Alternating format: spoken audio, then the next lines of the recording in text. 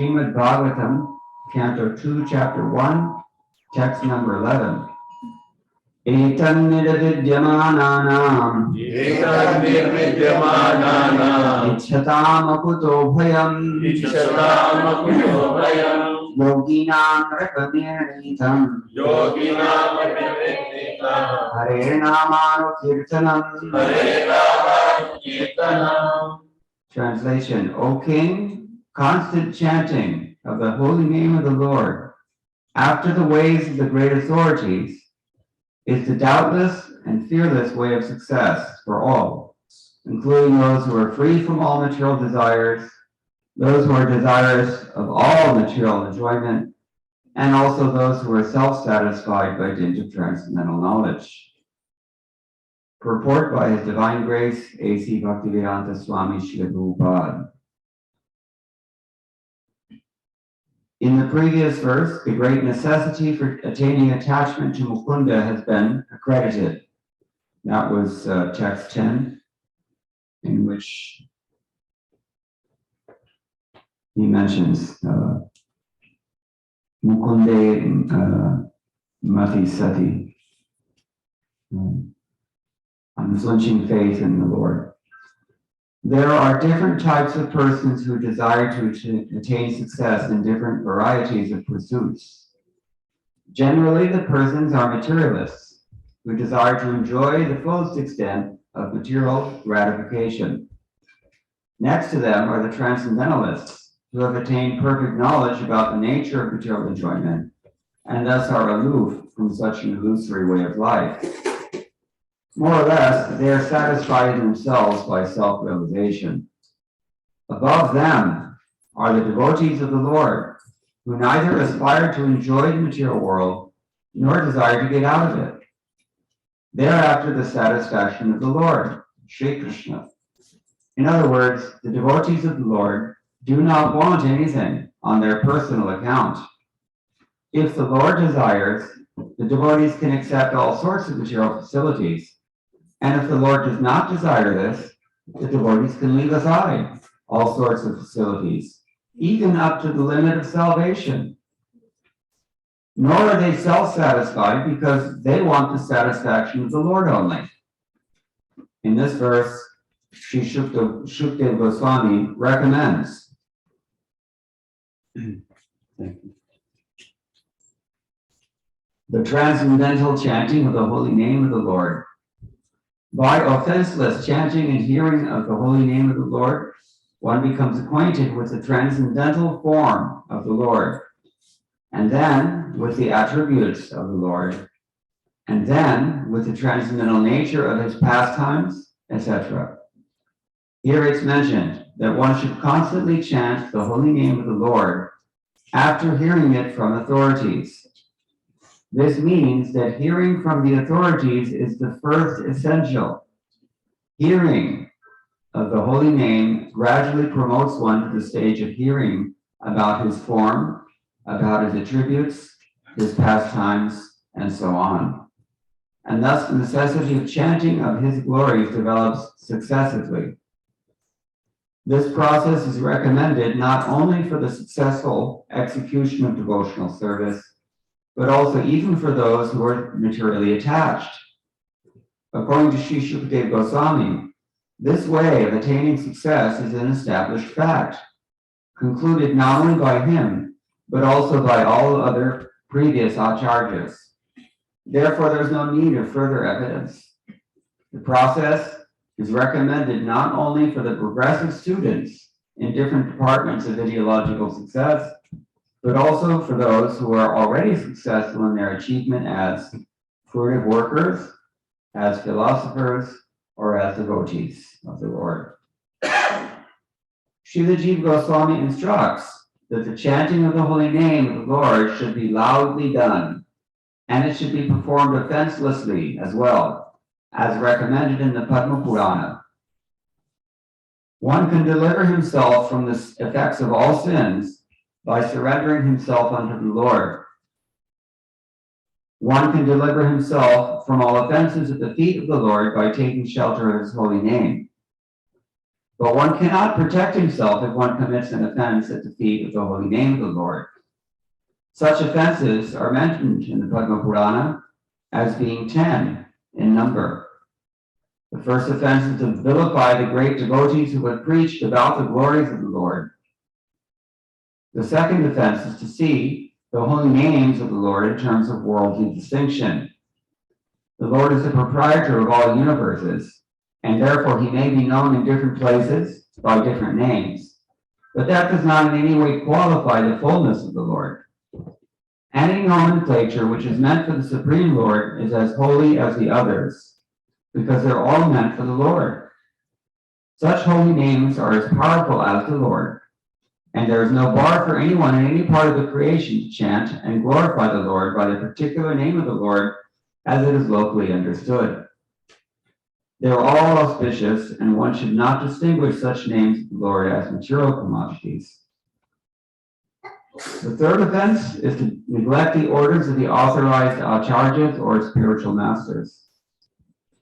The fourth offense is to vilify scriptures or Vedic knowledge. The fifth offense is to define the holy name of the Lord in terms of one's mundane calculation. The holy name of the Lord is identical with the Lord himself, and one should understand the holy name of the Lord to be non-different from him. The sixth offense is to interpret the holy name. The Lord is not imaginary, nor is his holy name. There are persons with a poor fund of knowledge who think the Lord to be an imagination of the worshiper, and therefore think his holy name to be imaginary. Such a chanter of the holy name of the Lord cannot achieve the desired success in the matter of chanting the holy name. The seventh offense is to commit sins intentionally on the strength of the holy name. In the scriptures it said that one can be liberated from the effects of all sinful actions simply by chanting the holy name of the Lord. One who takes advantage of this transcendental method and continues to commit sins on the expectation of neutralizing the effects of sins by chanting the holy name of the Lord is the greatest offender at the feet of the holy name. Such an offender cannot purify himself by any recommended method of purification. In other words, one may be a sinful man before chanting the holy name of the Lord, but after taking shelter in the holy name of the Lord and becoming immune, one should strictly restrain oneself from committing sinful acts with the hope that his method of chanting the holy name will give him protection. The eighth offense is to consider the holy name of the Lord and his chanting method to be equal to some material auspicious activity. There are various kinds of good works for material benefits, but the holy name and his chanting are not mere auspicious holy services. Undoubtedly, the holy name is holy service, but he should never be utilized for such purposes. Since the holy name and the Lord are one and the same identity, one should not try to bring the holy name into the service of mankind. We've already requested everyone to turn off their cell phones, so please do it now if you haven't done it.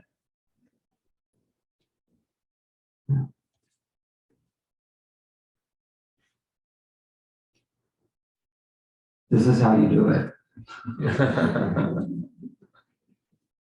And then you push the button that says power off. Everyone, please do it now. Thank you.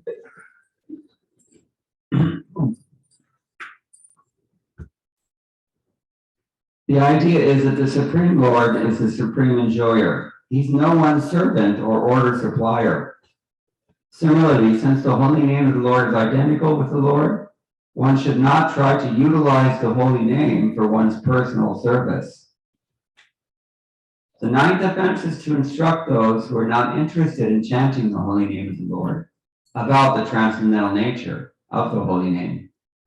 If such instruction is imparted to an unwilling audience, the act is considered to be an offense at the feet of the holy name.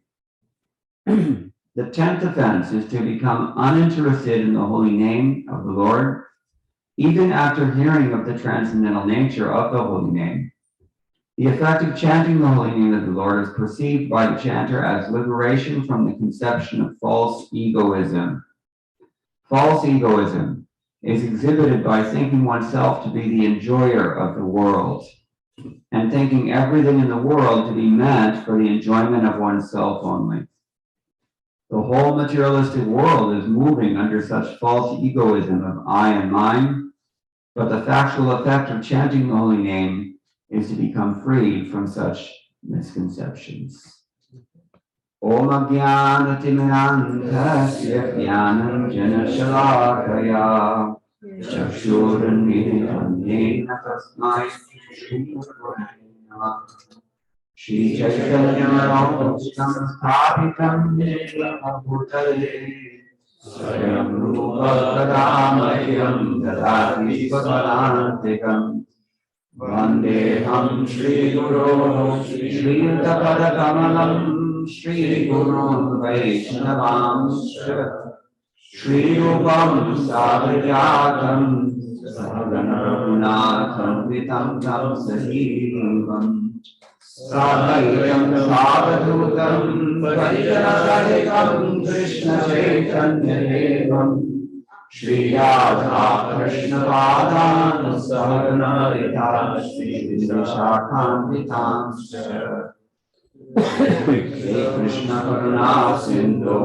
Dinabandho Jagatpate Gopesha Vikakanta Radhakanta Namaste Dabtakanchana Gaurangi Radhare Vrindani Vrishabhanusute Devi Pranamami Hariye Vanchātatvarakrishya Kripāsindhubhya evacha Patitanam Pavanebhyo Vaishnavebhyo Namo Namaha Jaya Shri Krishna Chaitanya Prabhu Nityananda Shri Advaita Gadadhara Srivasadi Gaura Bhakta Hare Krishna, Krishna Krishna, Hare Rama, Rama. Madhvaviravi Gopala Svikurya Pragayayadi Tadaiva Sampayah Pitva Rishayusta Priyatanaha. Vishwanath Chakravarti Thakur prays in the end of his 10th canto commentary that my dear Lord Gopal, please kindly accept even my words as your own cows.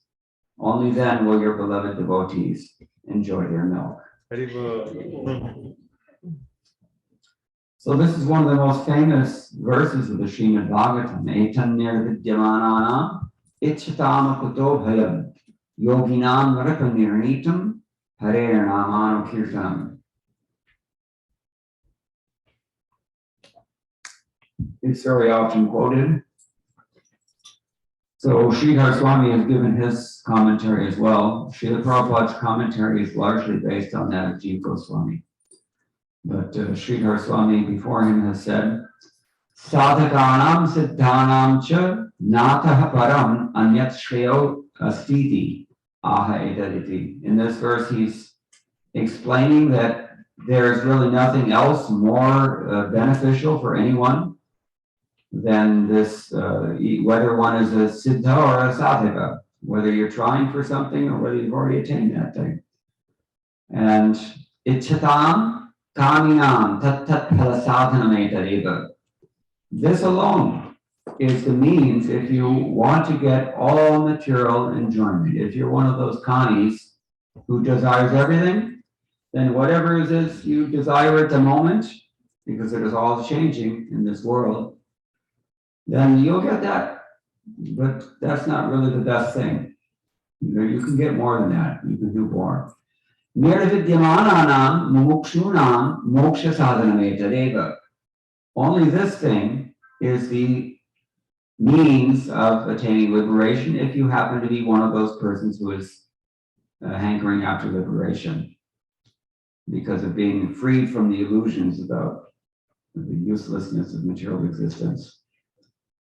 Yoginam jnaninam phalam chaitareva nirnitam. And it's concluded that only this is the real fruit of the yogis or the jnanis. Natra pramanam vaktavyam ityarthaha, Sri Goswami says. Therefore, there's no need of citing any further pramana. It's already been concluded. So, Vishwanath Chakravarti Thakur likewise says, if someone wonders that given in this scripture bhakti is described, then among the angas of bhakti, or the aspects, facets of bhakti, which one is the chief one, standing out like an emperor executing power everywhere? And this verse answers, among the bhaktis, among the angas of bhakti, hearing, chanting, and remembering are the three chief ones. And among those three, however, chanting the Lord's holy name. There's chanting his name, his qualities, and his pastimes. And among those, anukirtan is the best. Anukirtan. What does anukirtan mean? That means chanting the holy name according to one's bhakti. Anu. Anu means to follow something. So you're following your own mood in chanting the holy name. Everybody has an eternal relationship with Krishna.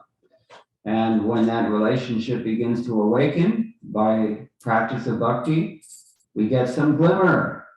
And by chanting, we will nourish that. So Anukirtanam can be taken in that way, or he continues, it means continuous chanting. Anukirtan, again and again, following. When one kirtan ends, you begin another one. And when one round ends, you begin another one. When one day of chanting is over, you begin another day of chanting. So this is also Anukirtan. Or it means continuous chanting. It's defined, or nirnitam, by the previous acharyas, not just by me, as Vishwanath Chakravarti Thakur says. Therefore, there's no need of inquiry or for any kind of proof. It's already established fact. In chanting, there's no fear of purity or impurity concerning time, place, person, and utensils. When we're doing some yajna, we have to be clean, and it has to be the proper muhurta, and a nice place has to be there. And you have to consider so many who's involved, and so this means there's conditional, but with chanting the holy name, there's no such condition. Chaitanya Mahaprabhu has said this, we know in Shikshastakam. So this means that even outcasts who cannot tolerate serving the Lord will not hesitate to chant, since even impure persons are allowed to chant. Moreover, there's no good, better, or best for sadhakas and siddhas. Chanting is for those who are indifferent to all desires, including the desire for liberation. That's the meaning of nirvidyamanana. It's for those who desire material things, ichchatam. Such persons can chant just as they make offerings for certain goals. Just like, thus the meaning is as follows. It's recommended for the unalloyed devotees, nirvidyamananam. It's recommended for those who desire svarga and liberation, and for those who are satisfied in themselves, yoginam. This means that according to these different methods, one will get corresponding results. They won't get the same results. That's very significant, isn't it? Why? If you're wanting some material thing and you're chanting, then the holy name is going to fulfill that material desire. If you want liberation, that's fine, but that's all you get. Therefore you have to desire bhakti. This is the thing. So according to these different methods, one will get corresponding results. Not that everybody goes back to Godhead from chanting. Some people simply go to Svargaloka. Other people go to the Brahmajyoti by chanting Hare Krishna also. So we have to be very conscientious about this. Now, the most voluminous commentaries I already mentioned is Jiva Goswami, and he's just given us page after page after page of explanation of this important verse, and it's him who actually first was explaining the 10 offenses from the Padma Purana as Prabhupada paraphrases in his purport. So he says, having stated the greatness of the Bhagavatam in verses 9 and 10, which we didn't read, but the previous verses of Śrīmad Bhāgavatam, I will read it now.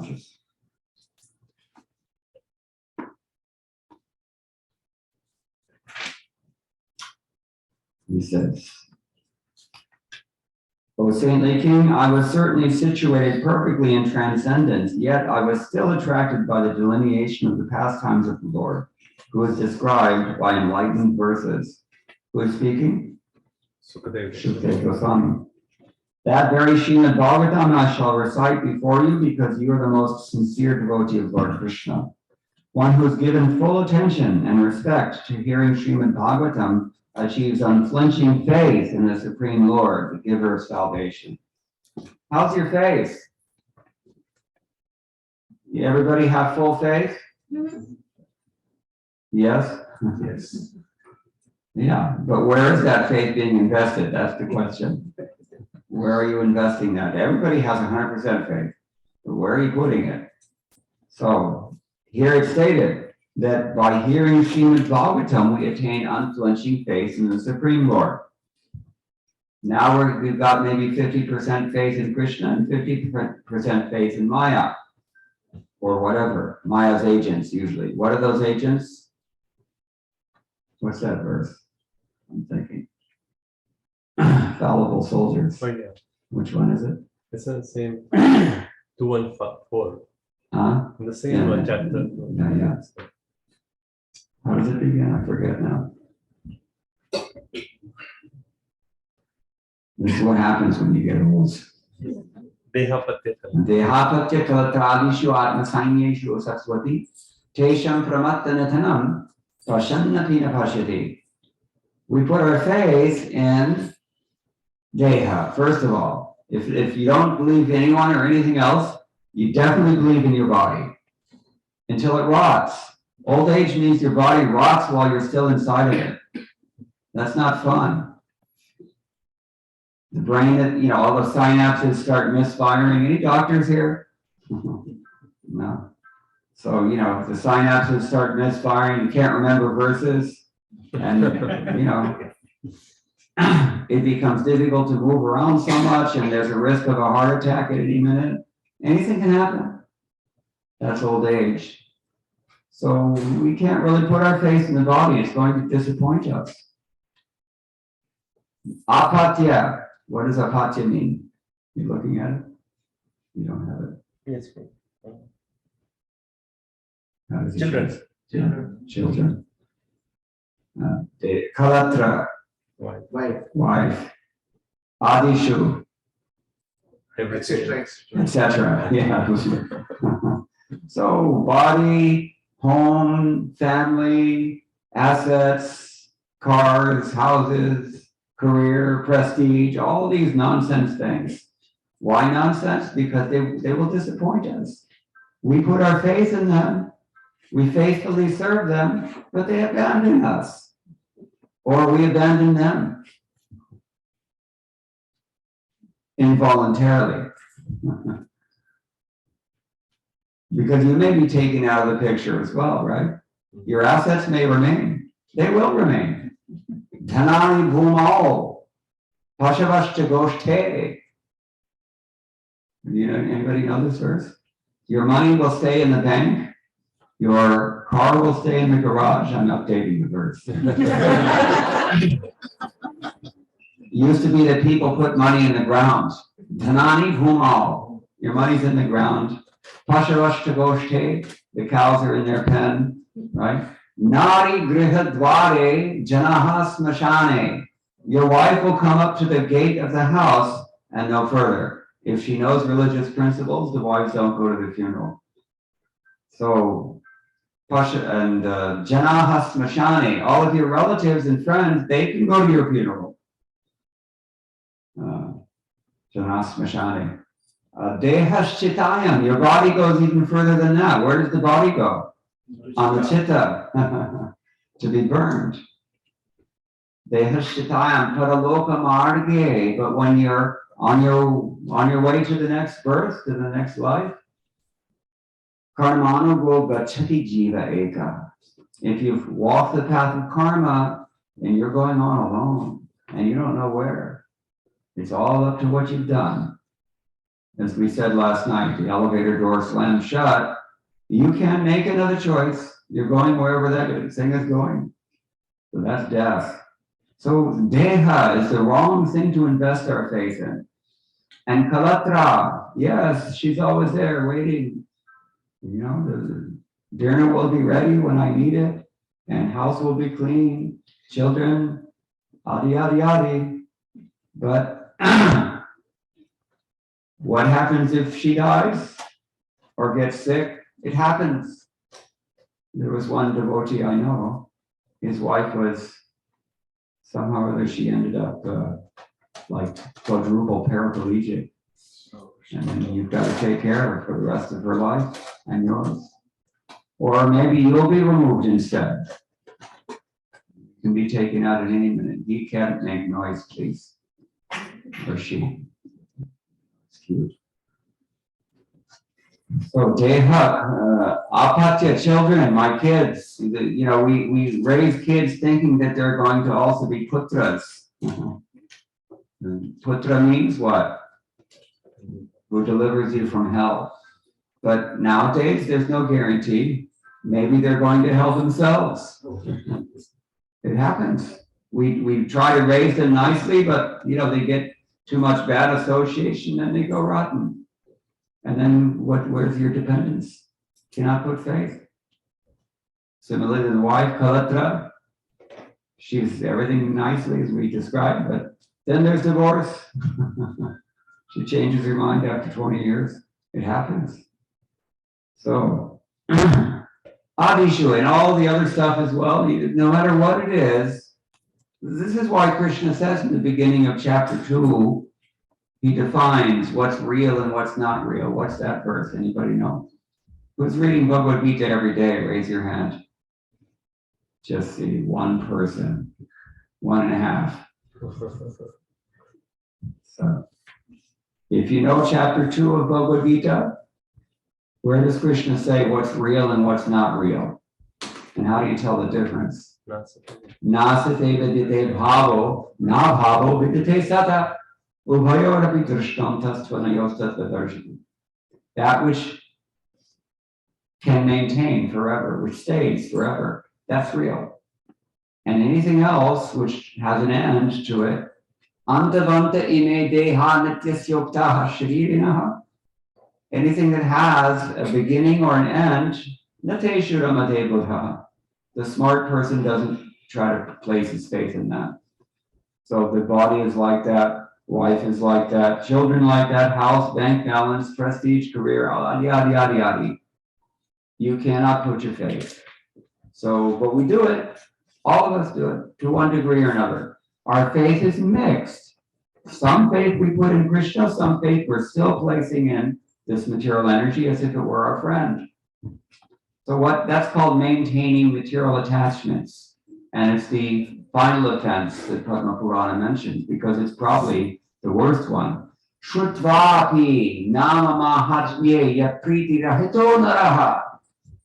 Even after hearing the glories of the name, a person who doesn't have this love of Godhead, aham mamadi paramo, and he maintains this conception in which I and mine are his foremost concerns.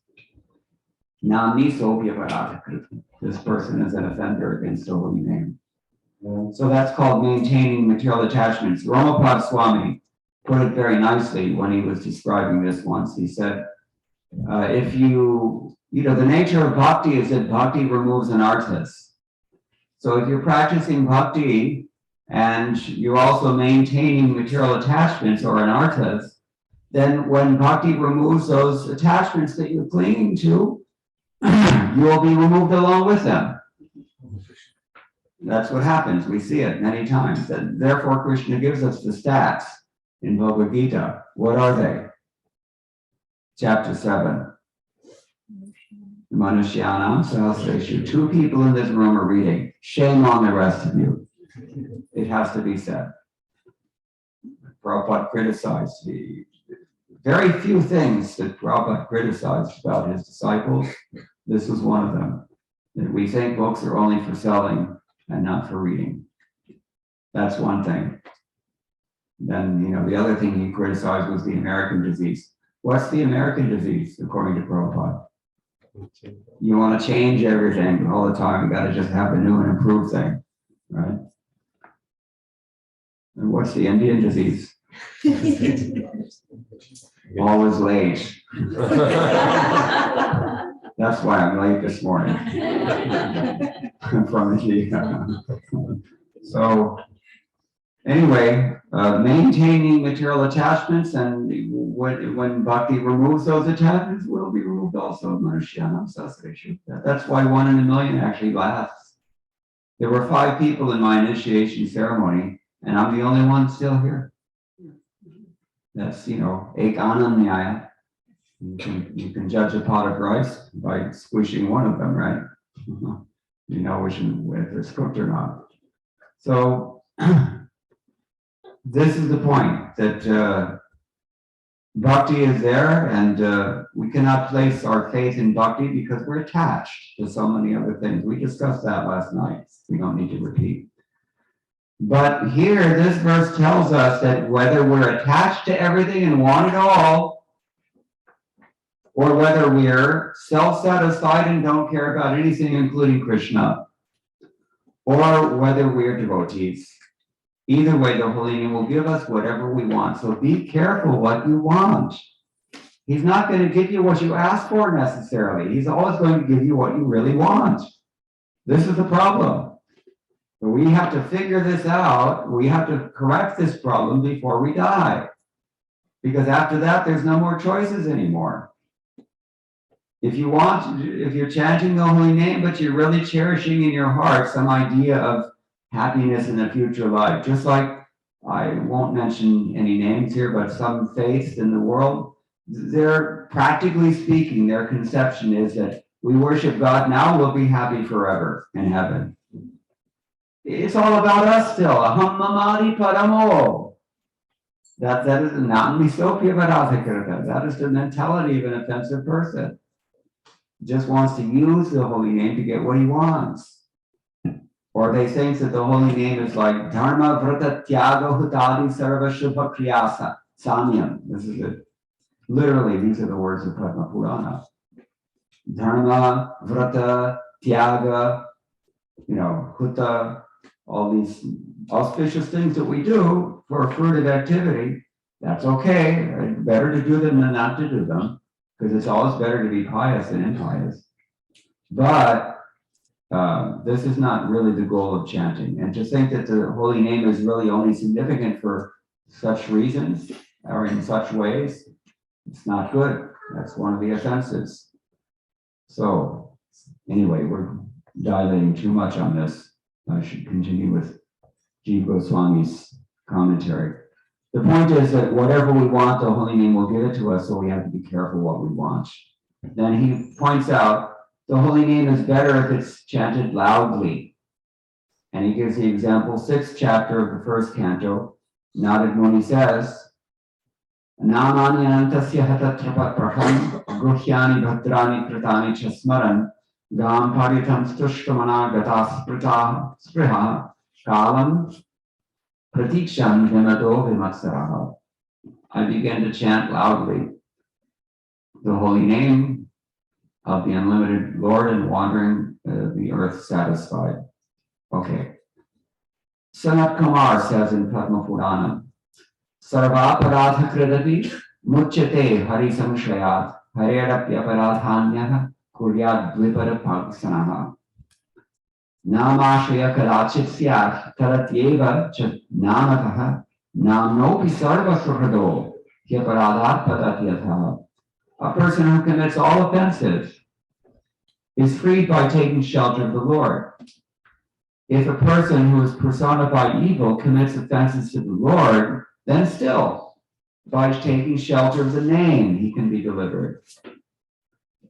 But by offending the name, even a person who is friendly to all living beings falls down. Patatyatha. And then he gives Satam Ninda Namna Paramama Paratham Vidinote Yatakyatim Yatam Katamohasate Tadvigaram.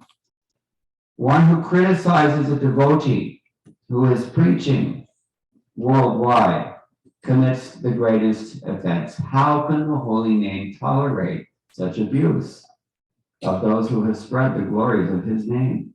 How can he tolerate? That's the first offense. Second offense, he says, Shivasya Shri Vishnurya Ihagananamadi Sakalam Dhyabhinnam Pashet Sakalo Harinama. The holy name does not benefit someone who is seeing a distinction between Shiva and Vishnu. Does that sound right? How so? We always say, Ekala Ishwar Krishna Arsha Bhritya.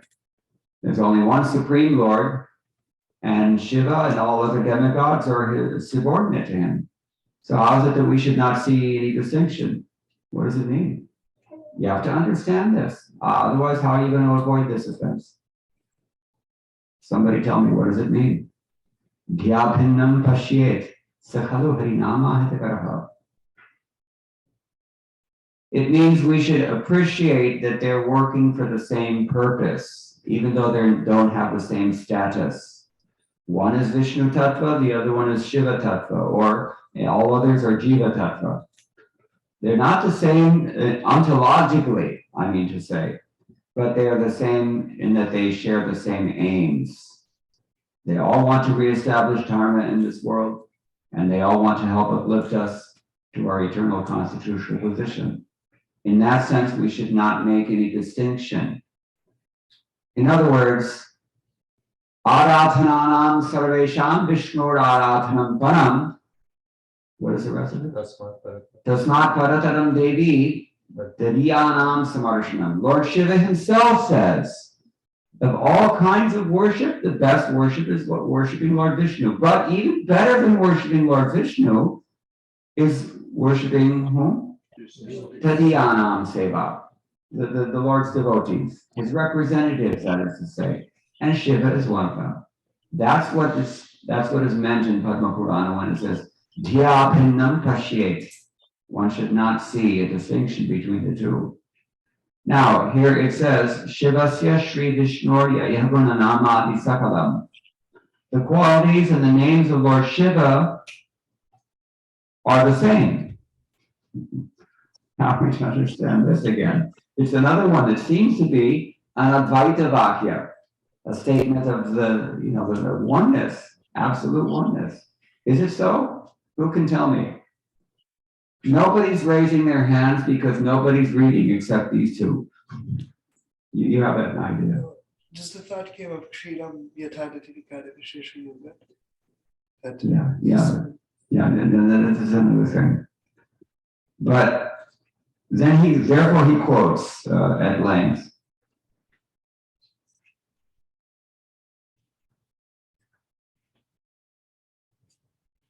Various shastras which say that actually the holy name of Vishnu is all these are names of Vishnu, in fact. Anybody chants Vishnu Sahasranam? There must be so many Telugu people. I know you're all chanting Vishnu Sahasranam. Kavi Kavi. Right? So do you hear this? Shiva in the Sahasranama? Yes. So Shiva is the name of Vishnu.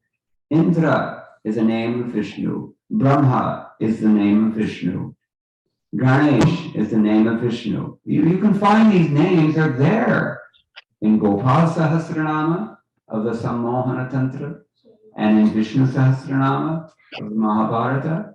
All these names are there and they're cited as names of Vishnu. So then how is it that these demigods have the same names?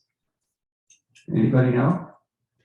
Lord Vishnu has invested these demigods with all of their powers, is it not? Dharmota Papanachaya Shrutayasta Pangsi Ityadi. Brahmani Kita Padagavadaya Shajivaha Ityadi. So not only they invested with the powers of Lord Vishnu, but Lord Vishnu allows them to use his holy names as well. just like his name is Aditya Narayana. Does that mean that he's the sun god? No. But he's allowed to use that name as a servant, you see? In the same way, all living beings are like this. So the demigods, he's quoting so many shastras, I'm just skipping over it now because in the interest of saving time. But when Krishna says in Bhagavad Gita, chapter 10, yad vibhutimat sattvam Śrīmad urjitaneva va tattareva bhagatam mamatejam sambhavam. Everything that you see that is opulent or mighty or majestic in this world, it comes from me only, Krishna says. That's the same principle as there with all these devatas. Whatever power they get, it comes from Vishnu. Yet pada pallava yugam vinadhaya kumbha. We have Ganapati here in the doorway.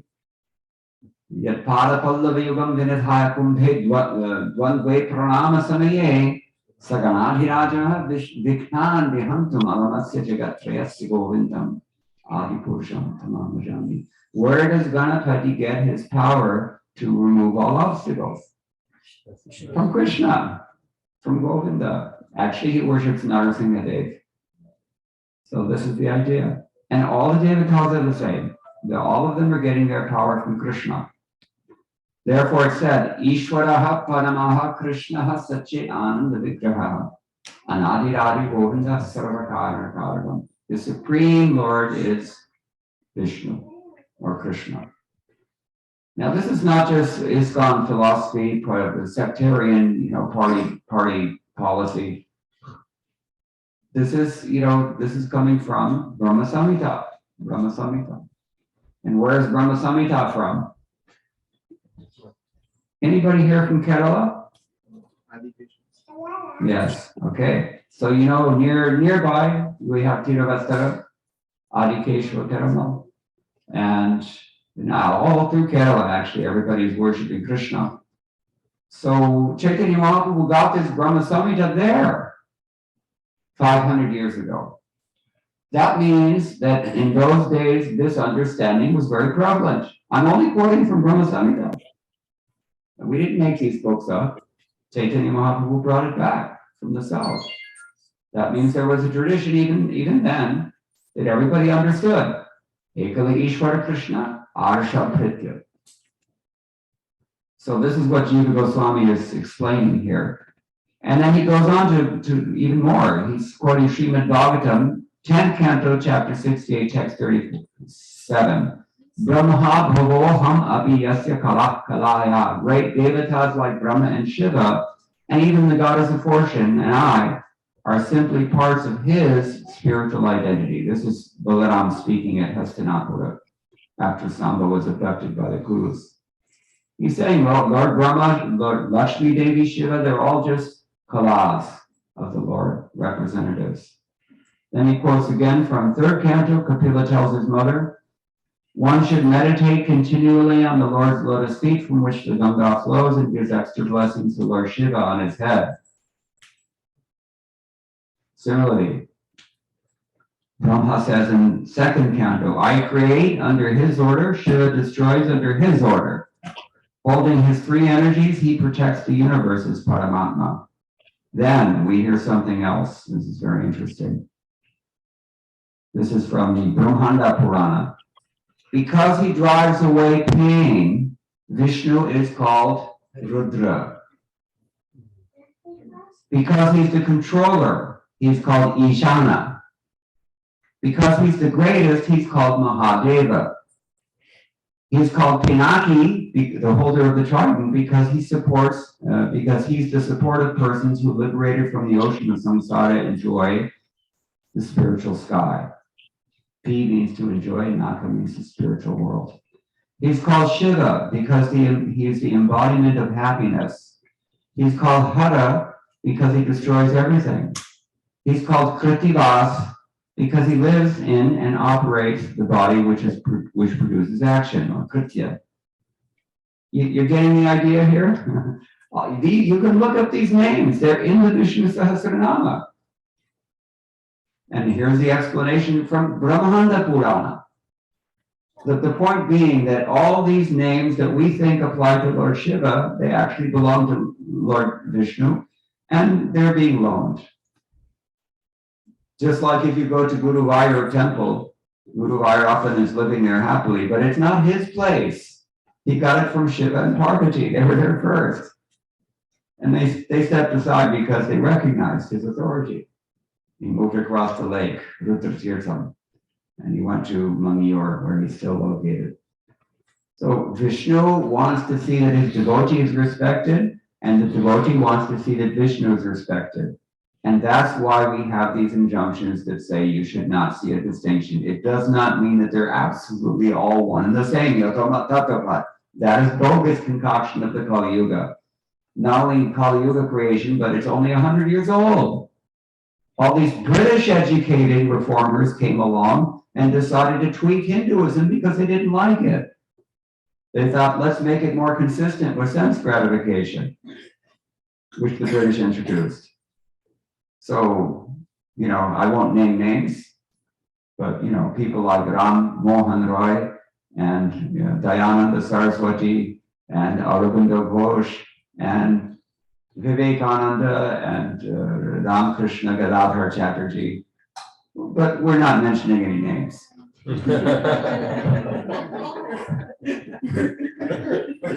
And we have new ones. Every generation there's a new batch, all saying the same nonsense. Same stupid ideology reincarnates, and the same stupid people who spout this nonsense, they also reincarnate in order to do so. I won't name any names. Only dead people allowed. Okay, so he's called Virinchi because he extends beyond. He's called Brahma because he expands. He's called Indra because he has power.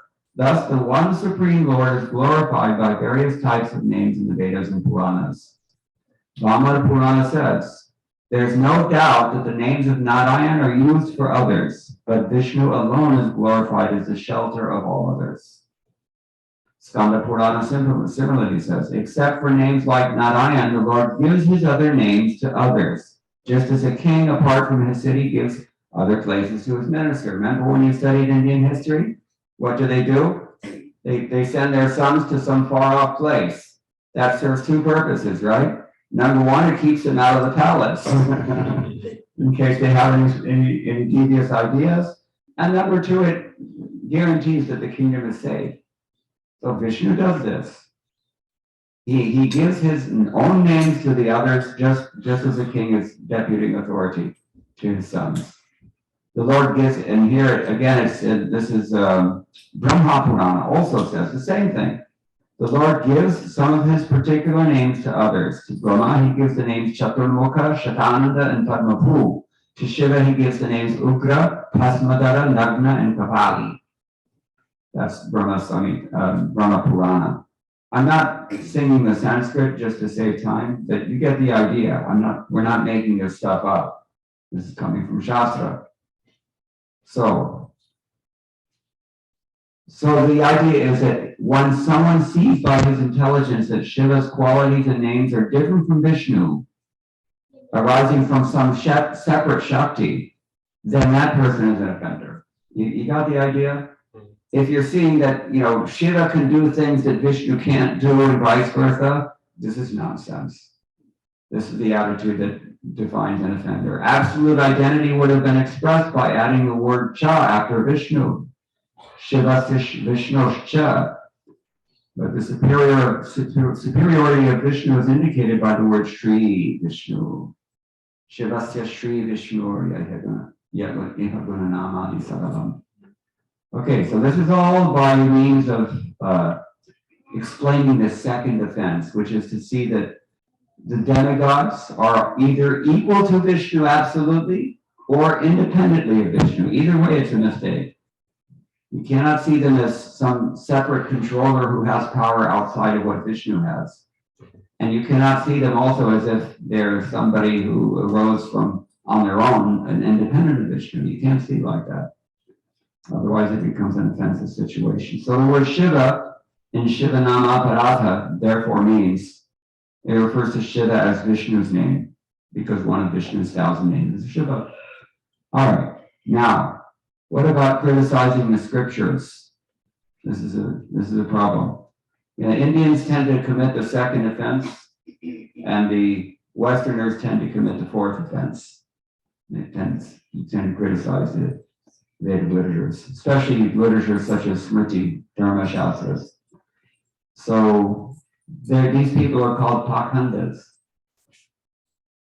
Because how do we define theism in our tradition? Huh? Define what? What is the definition of theism according to our tradition? I'm not asking for a dictionary definition. I'm asking for a traditional definition. Anybody know? There's a difference. In dictionary, theism means you believe in a supreme being. But in our Shastras, theism means you believe in the authority of the Vedas. So if somebody downplays the importance of certain parts of the Vedas, or if a person denies them altogether or neglects them, then that person becomes an offender. That's the fourth offense. You have to be careful. That means even Manu.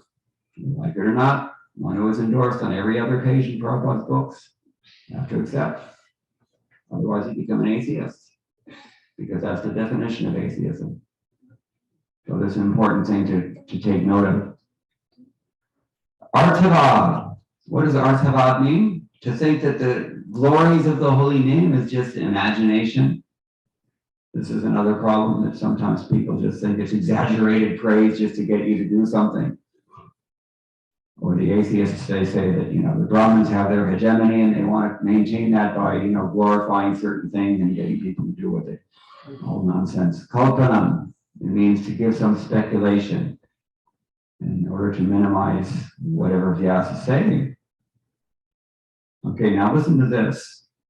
Purana Purana, Vyasadeva says, offending the spiritual master is billions of times worse than offending the Lord. We're talking about Lord of Ajna now, to disobey the order of the spiritual master, to neglect him. Offending the Guru is billions of times worse than offending the Lord. Denying scriptural knowledge and not accepting the authority of the Vedas is 10 million times worse than offending the Guru. You got this? Let me repeat this. Offending the Guru is billions of times worse than offending the Lord, but 10 million times worse than that is to offend the spiritual master. So we have to be very careful. That's why we sing, or should sing, every day. Shri Guru Charana Padma Kevala Bhakti Sadhana Bandham Moi Savadhana Mate. Just like the traffic signs, dead slow. Savadhana. You have to be careful, because anything can happen. Even if you're a good driver, you don't know what the other guy's doing. Okay, so after hearing the glories of the holy name, Ajamila said that he was going to fall into the most terrible hell. This is in 6th Canto, Chapter 2, Text 29. But later on in Text 32, he says, although I'm sinful, I must have done something because now I'm able to chant the holy name. How is it possible? I was keeping a prostitute. I was living by robbing others, doing so many sinful things. But at the end of my life, the Lord came. There's a story about one rascal. True story. This happened about maybe in the 1970s. Chelaparam. So he was, although he was born as a Brahmin, but he was totally misused his life, just like many of the people who come to America. And yeah, he lived in Guruvayur, and he lived also very close to the Guruvayur temple, but he never went there for darshan. He never took part in anything. He never participated in any of the processions they have there, or anything. He just, all the time, he was absorbed in gossip. He was chasing women, he was drinking, and he was eating all nonsense. And the whole life he spent like this. Now, in his old age, it was special Ekadashi, and everybody's coming to the temple and they're celebrating with great enthusiasm. And they see that this old man is still here. He's just taking a leisurely oil bath on the bank of the Rudratirtha, right next to the temple, but he's not going in. And then somebody chastised him, "Hey, what are you doing with your life? Look, you're old man even, and you still can't give up these nonsense activities of yours. Shame on you. Why don't you go and just surrender to the Lord while you can?" In Seattle, when I was there preaching, the devotees made these mantra cards. Hare Krishna, Krishna Krishna, Hare Hare, Hare Rama, Rama Rama, Hare Hare. And the caption below said, "Please chant this Maha Mantra while you can." It's supposed to make us think a little bit. So this man was somehow finally it got into his ears and into his heart. And so that he finished his bath and he went into the temple and he just bowed down on the Dandavat Pranama Mandapa. And he prayed, "Bhaktavatsala Guru Vairappa, my dear Lord, I've been an offender, but please forgive me and make me your devotee." He paid his obeisances and he never got up again. Can you imagine? Just, like Khadvanga. Maharaj Parikshit had 7 days. Somehow, imagine if he delayed. He just made this decision and within a few minutes, dead, out. In front of the Lord in a state of full surrender while remembering him. How is it possible? Only by mercy. You cannot depend on that mercy. It comes like that. It's unpredictable, but you cannot expect it, or you can't bank on that because you never know. Mercy is such an inconceivable thing. So this is Ajamil's position. He was amazed, and even at the time of death, chanting Narayan and not even thinking of the Lord, thinking about his son. But again, the Lord was very kind. Okay, so let's talk about this. Committing sin on the strength of the holy name. This is a big one. Srila Prabhupada said sometimes it's the worst one. He said even the big devotees do this. So we have to be very careful. The results of sins are destroyed by the strength of the name, but if a person uses the name to fulfill sinful, despicable desires, and then think that he's going to get relief from the reactions, that's the most wicked thing. The name should actually bring about attachment to the lotus feet of the Lord. But if one utilizes the holy name for enjoying sin, and then wiping your feet on the holy name, so to speak, that's really not a good thing to do. And then it becomes 10 million times greater than whatever sin you committed to commit that offense. It's much worse.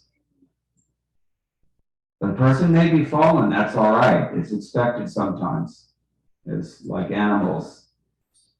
We have that residue in our psychology, and so we have so many desires to do nonsense things. But if a person deliberately maintains those attachments while chanting the holy name with the expectation of cleansing his slate, so to speak, there's nothing the holy name can do for them. You cannot be delivered. We already read that. And that's why Chaitanya Charitamrita says you can go on chanting for thousands and thousands of births. People do it. So, the only atonement for such a person is to continually chant the holy name. What does continually mean? 24 hours a day, 7 days a week for the rest of your life. So it's actually easier, I think, to just go through the bhakti process and, gradually become purified of these tendencies. I don't think anyone in this room is ready to just stop eating and sleeping and bathing and doing anything other than chanting for the rest of your life. So it's better just to go through the process of bhakti. So it was also said before, a person will fall down if he has this mentality. There's a few other things here that are said about this, but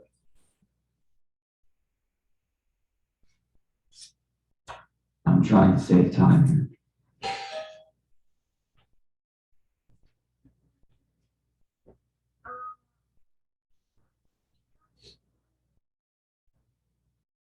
Now, ninth offense, to give the holy name to the faithless. This illustrates an offense committed by an instructor rather than simply by chanting. We go out on Harinam and we're chanting. But we don't necessarily explain everything about the whole process to people. We just invite them to chant happily, and they do it. That's okay. That's not the ninth offense. But if someone is not submissive or doesn't have faith, and you still try to convince him by cramming it down his throat that this holy name is Krishna, and it's not going to mean anything to that person. And so all it does is agitate him and actually can harm him, and certainly harms you because it's an offense actually. He who has no respect for the name even after hearing its glories, because he's completely identified with this I-mine business, that person is the offender. So anyone who chants the holy name, or remembers or hears even one name of the Lord, he surpasses everything pure and impure without obstacles. But if the name is given to offenders, among the Pakhandas, greedy for the body, objects, and following, it doesn't give results very quickly, but it will give results, just not very quickly. That's why we said you can go on through chanting for millions of births. Okay.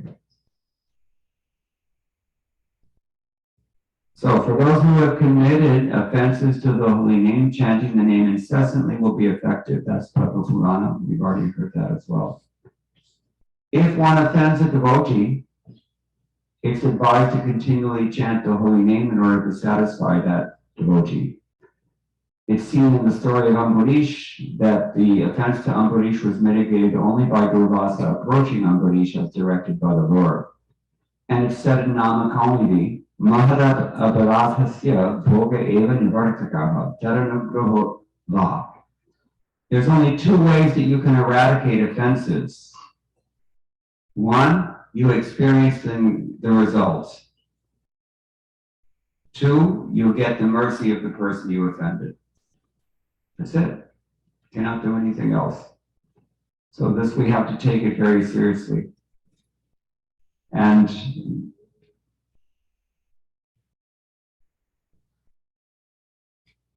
we have to try to avoid these offenses. That's why in our temples every morning, we are reciting these 10 offenses every day. Excuse me. Otherwise, how are you going to be conscious whether you're offending the holy name or not, if you don't even know what the offenses are? So this is a very important topic.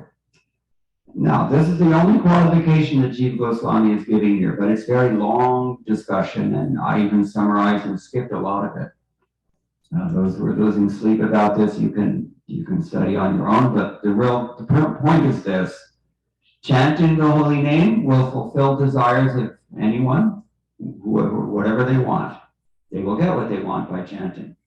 But the real effect of chanting, the ultimate, supreme effect of chanting, that comes when we chant without offense. And that's the whole process of Krishna consciousness is actually just meant to bring us to this simple conclusion of chanting the holy name.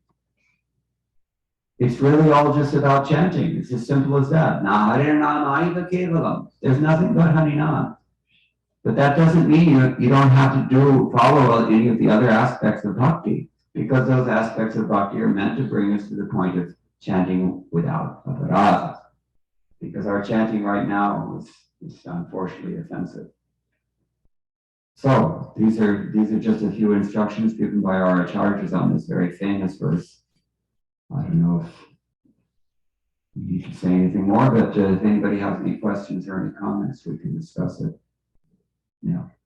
Sometimes to get people to start chanting, we say, take up this mantra meditation will help relieve stress and anxiety. Is that okay? Because it's like using the name for some purpose. Well, the thing is, it may encourage them to misuse the name for that purpose. That's the problem with that. That's why we call, like bridge preaching. Sometimes it's the only way to get somebody to chant, whatever it takes. But we don't want to not simultaneously encourage people to try to water their anarthas by chanting. That's not good. So the Prabhupada said you have to catch a fish without getting wet. It's not so easy. So yeah, we have to find various clever ways and means to inspire people to chant, but we don't want to mislead them at the same time. We don't want to encourage their mundane tendencies. So it's a little bit, it's a fine line. It's not so easy. It's a fine art, preaching, yes. Just want to understand what switch it up. Krishna Maharaj. I just want to understand about the material attachments. The thing is, I'm personally very struggling with this. I really want to get some guidance on this because even though I'm trying my best, some of these attachments are not going because of habit. It's a past habit, and Yeah. it's limiting my further progress also. So how do I nullify this? Okay. Everybody heard his question?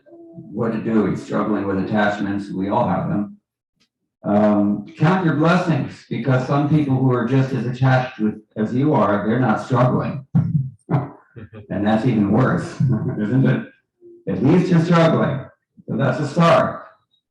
Just like when we start sweeping a room, what's the first thing that happens as soon as you start to sweep? Very dusty room. What happens? The dust is the clouds. It seems like you're making a mess. I'll give a roll. You just keep on going, and everything will become clean. So the struggle is there. One of my favorite quotes from Winston Churchill, he would know. He had to struggle through World War II and keep his country from being invaded, and really tough time to be Prime Minister of England. But he said, if you're going through hell, keep going. That's all. So similarly, if you're struggling with your material attachments, that's a good sign, because it means there's some opposition going on, right? If you just totally surrendered and, as they say, going with the flow, then where does water flow? It all flows down. It never flows up. So don't do that. You should struggle. If you're struggling, it's a good sign. But you have to be patient. What else do you have to be? Consider. Patient, enthusiastic, determined. And continue. Yeah, following the principles, everything very strictly. What else? Associating with you. Giving up non-devotional association is a big one, because sangat sanjayate kama. Where do you think these attachments are coming from? From what you're associated with. So you have to check your association. You have to introspect, monitor. Where's it coming from? So, it's like when in the summertime, I don't know how hot it gets here, but in Texas it's very hot. In India it's very hot. So, if you've got the AC going full blast and it's still, 80 degrees inside or 90 degrees, maybe you have to check your insulation. You gotta look and see, where's it something, the Maya's getting in somewhere. How's it happening? You have to check.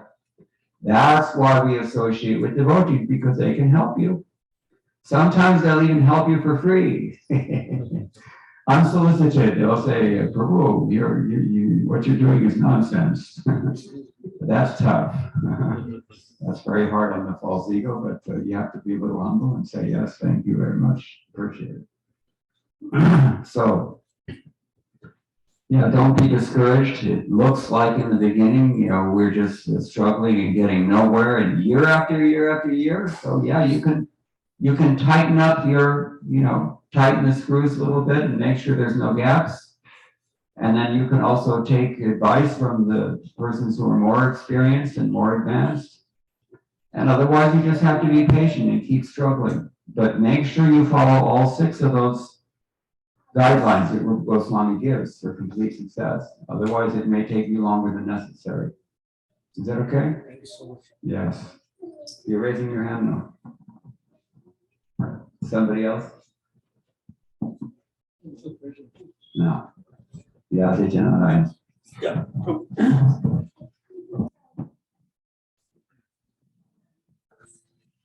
So the point about faith in Krishna, like I think there's a common question that comes up, like, we don't put faith in our body, family, relatives, but practically we are in a situation where we tend to put faith in our body, like just to do anything. That's why that verse is spoken. So how do we come to the stage like we live in this Grahastha ashram, maintaining everything, but at the same time 100% faith in Krishna? Yeah, it's difficult because, what is the impetus? Stitir Vaikuntha Vijaya Poshanam Taranugraha. The rest of it I forget now, but the impetus for activity and responsible engagement in this world is always some fruit of result. If you remove that fruit of result, then nobody's got any inspiration anymore. Why should I do this for free? That's the problem. So, to be a responsible household, yes, you have to be very responsible. You have to carry out all of your duties very diligently, just as if you were an attached pound shilling pence man. But you can't be attached. That's a lot harder, actually, for a conditioned soul. Why? Because our hearts are full of envy. So, am I answering your question?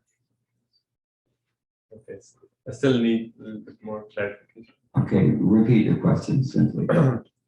So how do we maintain that, come to a state of 100% faith in Krishna while we have to maintain our household and Yeah. we take.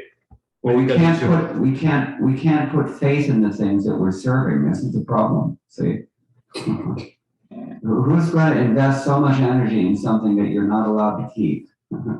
I went to the University of Hawaii one time, and I was going to see one Sanskrit professor there. So I had some questions from the Upanishads for him, and he wasn't entertaining those questions that day. He was in a different mood. What did he tell me? He said, "Look, Krishna says, karman yevadhikaraste. Your only right is to work. Ma phaleshu kadachana, and at no point can you have a paycheck. Ma karma phalehetu bhu. You can't even take pride in what you're doing because you're not causing the result. Or ma te sangos tvakarmani, and you cannot not work. What do you call that? Slavery.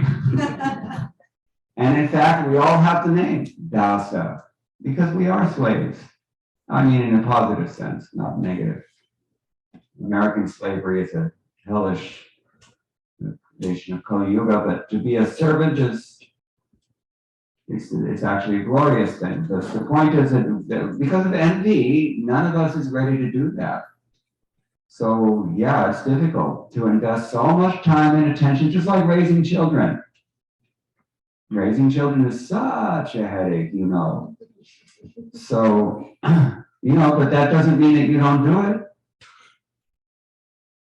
But generally, the fact of the matter is that we're doing it because there's some cut for us also. Although motherly, parental love is said to be the most pure love in this world, that is a fact. Why is it the most pure love in this world? Because it's the most sacrificial, they say. It's like people who worship Krishna in this small form, Bhagavatam. Why? Because that form, he can't do anything. You have to do everything.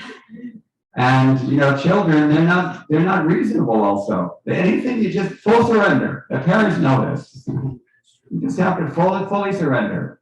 Therefore, it's very glorious. So parental love is the best, but still, even in parental love, there's something we're getting out of it. There's some subtle gratification. So, to remove that even is very difficult. Can you imagine going through all that hassle and then you're not getting any taste? It's hard, very hard. So faith has to be reserved for Krishna, but when Krishna starts to reciprocate when we invest our faith in Krishna, it begins to reciprocate with us, then we get a different taste. That's called Vishaya Vinivartante Nirahara Sidehinaha. Rasavarsham Rasopyasya Param Drishpa Nivartate. It's like when you're fasting on Janmashtami or Ekadashi, you have a tendency to eat because you do it every day. The nature is there. So we want to eat, but we restrict ourselves. That's discipline. It's artificial. It's difficult. It's an imposition. But we do it. So but Krishna says, if you get a higher taste, then you don't even think. Just like by now, it's not a problem for me to fast on Janmashtami. Even though my doctor even told me to fast, not to fast, but still I do it because of habit. And don't even notice. We just forget all about eating. We get so absorbed in service on Janmashtami, we just forget all about eating. Not a problem at all. We don't even notice.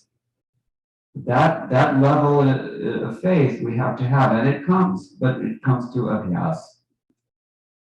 Abhyasa yoga yuktena, chetasa nanyagamina, Krishna says, by practice and by fixing our minds artificially in the beginning, but hote, it becomes natural. So bhava.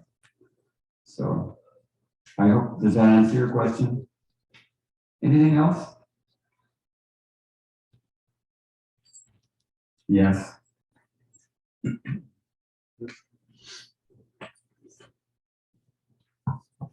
Hare Krishna, Prabhu. You mentioned about practicing bhakti, the attachments get removed, and at the same time, you also get removed. Could you please elaborate on that? If you're clinging to your material attachments, then when bhakti removes those attachments that you're clinging to, obviously you will be removed along with them, is it not?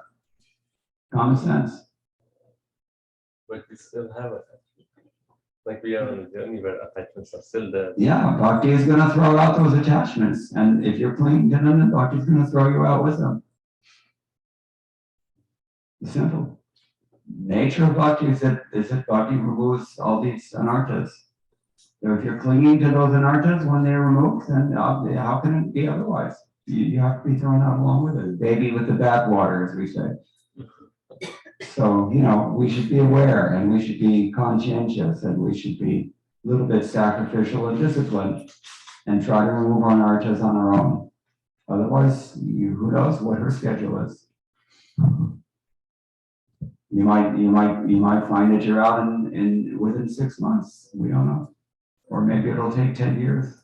Sometimes even after 20, I've seen people decide, wait a minute, I'm not going to get what I want here. There's really nothing for me here, material. So there you go.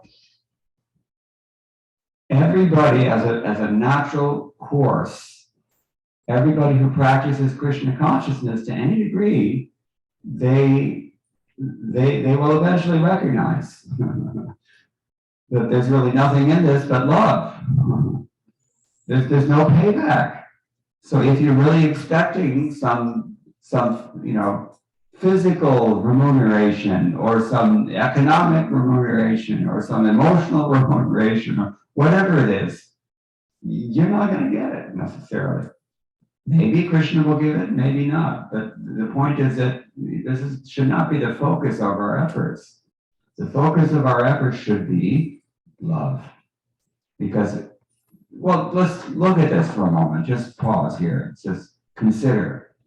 You can have everything you want in this world. Everything, and I mean it. Suppose I'll give you $1 trillion if I have that potency.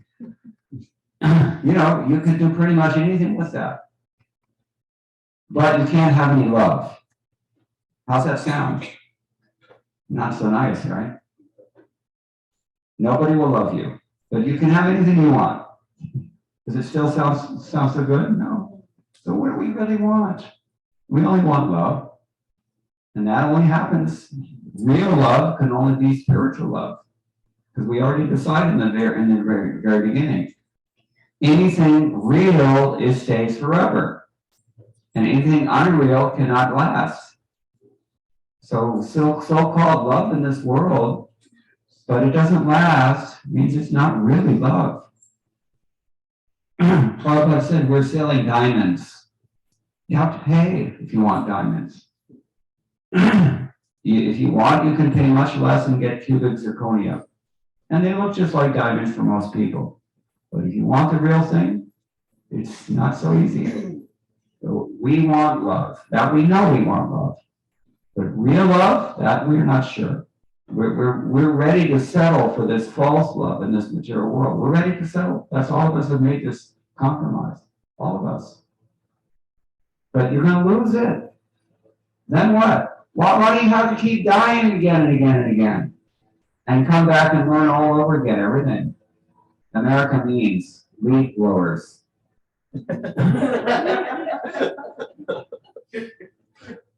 I thank God they're not there in India yet. Anyway. So yeah, the real love, real spiritual life, it's it takes a little austerity because anything that's worthwhile is not easy to get. Watch out for the cheap things because there's no such thing as a free lunch in this world, as they say. Everything has its price. And Krishna consciousness is free, but it's in some sense it's not free. I mean, you have to disincline yourself to this habituation that you spoke of. That we're all habitual offenders, you might say, repeat offenders. We're all addicted, as Prabhupada said, to sense gratification to one degree or another, and we're calling that love. So, it's a sham. It's a farce and it will be exposed. It's just a question of time. And people get depressed when it is. Usually people don't realize that they've invested in the wrong account until they're dying. Then they start, thinking, well, wait a minute, was it worth it? So many stories, people, even in the mundane realm, people, they go through any kind of austerity to get the success that they want, and then they find out that it's not, Otherwise, in Malabar Hill, why all these actors are found hanging from their ceiling fan, right? It's not that big of a deal. Tamal Krishna Goswami used to put it very simply. In this material world, 3 things only happen. Only 3 things. 1, you can't get what you want because you don't have a sufficient karmic, credit line. You just don't have the karma. You can't get it. Right? Everybody wants to be a millionaire, but how many most of us don't? They don't get it. We don't have the karma. That's one thing. Second thing, you get what you want, but it doesn't satisfy you. You find out that it's really not all that it's cracked up to be. That also happens. What's the third possibility? You get what you want and you like it, but then it's removed or you are removed. Because nothing here is forever. Either way, no matter what you get here in this world, if it's a worldly thing, you're going to lose it. And the so-called love here is just like that. And whatever other attachment it is, that the love is the best one. That's a fact. If you have to be attached to something, at least that's the best thing to be attached to. But even that, material love, it's not real love. Real love means spiritual love. So then why not use this human birth for that? We already know that that's what we want. So why not just use it? Just focus. What does focus mean in Sanskrit? Anybody know the word for focus? Dhyan. Dhyan. Meditation, or means focus actually. In the Sanskrit language traveled east into the Far East. When it got to China, it turned into Chan. When it got to Korea, it turned into Chang. And when it got to Japan, it turned into Zen. But it's the same word, Chan, which actually means focus. The sun's rays are dissipated throughout the sky. Kirana. Dashashatakara kalmashat dhvangsakari. You know this verse? Hitopadesh. The sun is considered to have 10,000 hands, which are his kiranas, rays. If you take a magnifying glass, you can collect all those rays in one pinpoint. And if you live in Southern California especially, you can point it at any hillside and the whole thing will burn up. Half the state. Every summer, and now it's spread to Canada thanks to global warming.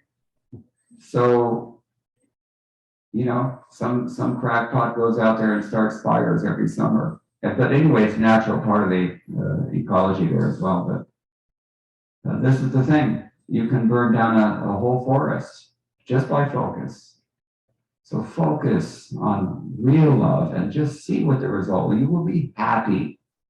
Not this, interruption all the time and, find out that there's an infection there also and that there's something black in the other person's heart. And, it's not real love. Real love is for Krishna and real love is forever. And that's what we want. So we have the opportunity now while the elevator door stays open. Now, how many people were there last night? You heard this analogy. Okay, so enough of you already know what I'm talking about. So you can explain if somebody else doesn't know. I'm using an opportunity to repeat what you've heard. So yeah, this is the point. And that's called Vyavasayatmika Buddhi, fixed intelligence. This is what Krishna advises. So what's getting in the way of that? Bhoga Ishwarya. Bhoga Ishwarya Prasaktaram Tayata Hatatetasam Ityadi. Krishna says when we're splayed out by the senses, they're just very immediate and very screaming, like children. They want what they want and they want it really bad and it's got to be right now. So our senses are like that. If we can tolerate that and focus on the ultimate shreyas, then we can make our lives perfect. This is what Arjuna knew this. In the beginning, what did he ask Krishna about when he was confused? What was he confused about, first of all? Yeah, he said he described himself as dharma samurhacheta. He was confused about his duty. We're not even thinking about our duty. That's how fallen we are. We're just thinking about Bhoga. At least Arjuna was thinking about something higher. And therefore he asked Krishna, yet Shreyasyan Bruhitam Nishchitam Me. Tell me clearly what's the real Shreya for me. The Upanishads tell us about the Shreyas and Preyas, two things. Shreyas means it's super excellent thing, but it's not so easy to attain necessarily. And Preyas is an immediate thing, very pleasing also, but maybe not so good for you. So we have to make our choice. Yethechisi as we heard. All right. Anything else? Yes. I wanted to understand how do you understand the love of Krishna? I mean, reciprocation, that's where bhakti begins. But initially, it's very hard to understand how is Krishna reciprocating. How is he reciprocating? He's coming in the form of Śrīmad Bhāgavatam. He's standing there all day in the temple, smiling. Anything we do, any rascal thing you do, you come to the temple and he'll still sit there and smile at you. Is that not love? Bhagavatam he's given to us, association with devotees he's given, he's putting out 24/7. And we're looking for reciprocation. You have to reciprocate. He's already doing so much. We're the ones who have to move. And he's so magnanimous that if we take one step towards him, he takes 10 steps to us. He's already taken his 10 steps. But if you take one again, then he'll take another 10 steps. The love is totally one-sided, practically speaking. It's really lopsided. We're the ones who are lacking. We're looking for, our faith is so strong in Maya, and we're so fired up about Maya, that we've got no time to cultivate real love or even recognize somebody who really loves us. So, this is why we have to, this is why I'm chiding you for the third time in one class. You have to read Prabhupada's books in order to understand these things. Otherwise, you're not going to get that insight. It takes a little time because we're really covered and we're also very stubborn. And we're also not so bright to begin with, as my brother used to say.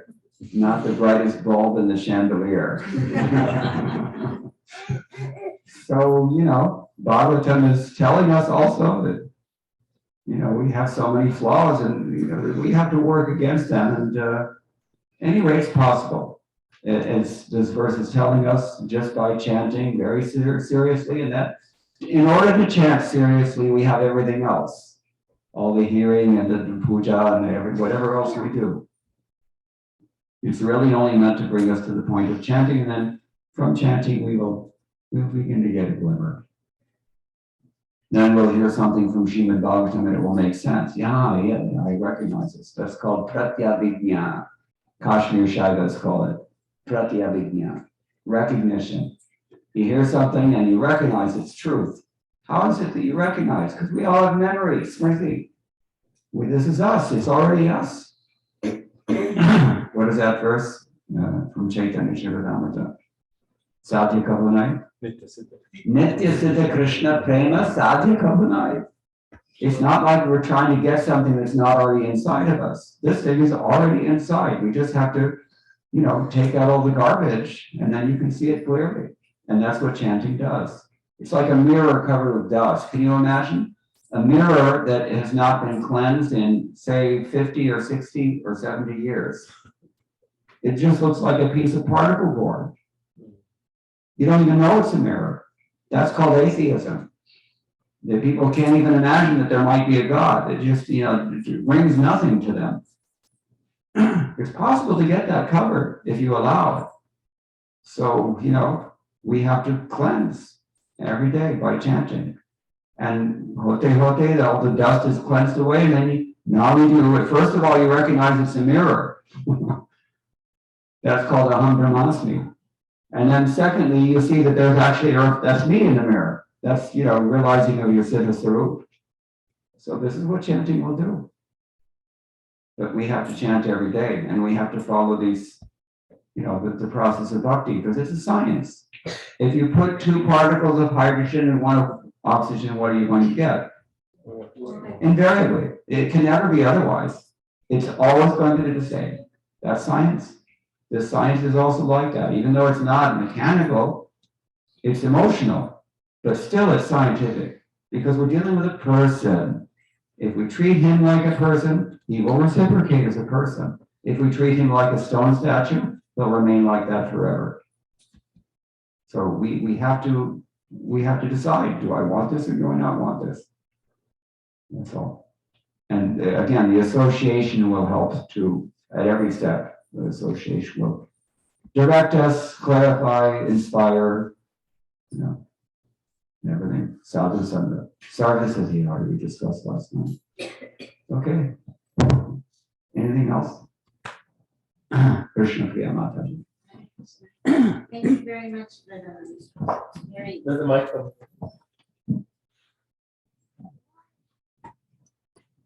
Thank you very much for the very direct class that also was very direct to the point. It kind of washed away the fluff that we sometimes place in Krishna consciousness. And one reflection that I was having that I thought maybe you can just speak on a little bit, because we spoke about, the offense to the spiritual master. And when you were speaking about Lord Shiva and the different demigods being empowered, I was reflecting on how Srila Prabhupada, taught us that, we should respect the spiritual master on the level of the Supreme Lord, although we know that he's not the Supreme Lord, but the importance of seeing how the spiritual master is being empowered by Krishna to direct us and to encourage us on the proper path of devotion. Yeah, that's an appreciation that comes over time. In the beginning, we have some faith, but as we endeavor mainly, and as we experience this process personally, then we begin to see, we gain those kinds of insights.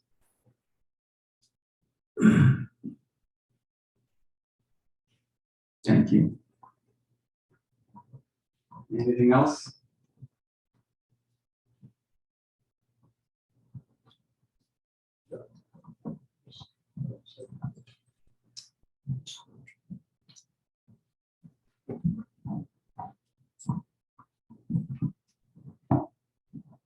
Thank you, Prabhu, for fantastic direct class. I have been chanting for the last 40 years, but it's even now it's a struggle. Like if I do 16, then I'm worried, okay. And if you even do 64, you're happy, but still not happy. I mean, you're still struggle. Every day it's a struggle. I mean, after 16 malas, you want to throw away your beads, like go and kind of thing. So how to develop this taste, just struggle every time it's struggle. My god brother in San Diego, Dravida Prabhu, he told me once, we were waiting to greet the deities at 7:15 in the morning after 2 hours of japa. And he said he just couldn't stop chanting. He said he always hates it when the japa period comes to an end. So why does he have that kind of taste and we don't have that kind of taste? That we have to introspect ourselves, each of us. And it may be different for different people. Somebody is snagged on this particular thing and somebody else on another thing. But all of us have to introspect. To be a disciple, Prabhupada said disciple means discipline. That's the meaning of the word disciple. It means somebody who's following a discipline. And we have to discipline ourselves to follow all the rules and regulations of bhakti in order to produce that taste for chanting. Only that it's all about chanting, as we said. It's really nothing more than that. But the whole process is just meant to bring us to that point of appreciating the chanting. And it takes time depending on our own particular station and the intensity of our desire.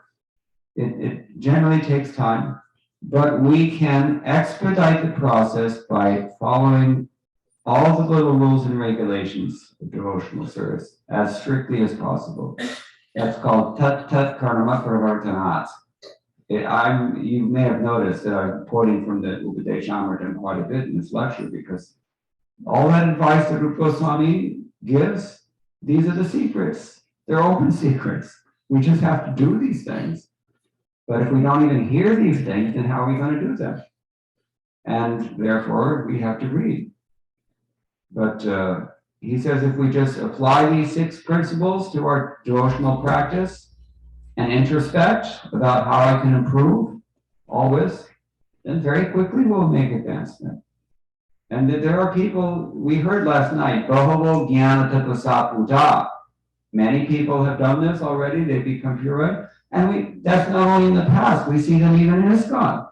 I gave an example of Dravida Prabhu, who just has such a taste for his round, he doesn't want to stop chanting. Vaisheshika Prabhu is another one. He's reading Prabhupada's books every day, no matter where he goes. 4 o'clock, he just sits down and, whoever's there, let's read. You have to make a commitment to the process. And you have to introspect, how am I actually following the process?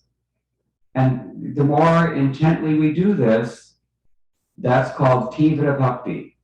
Then we advance very quickly because it's tivra. But if we just, if we're not so intense about it, it's kind of like, life itself. There are goal-oriented people and there are just, casual people. And casual people will not necessarily get very far in life, but people who are really goal-oriented and who work hard, and they will get some success. So it's like that in spiritual life. People think spiritual life, I can just wing it, but it's not like that. You have to be strategic planning, spiritual strategic planning. So, and that's where the Devotees Association can help us so much because we can take shelter of them. They can help save us so much time. It doesn't have to be that through trial and error, we gradually learn our lessons over many lifetimes.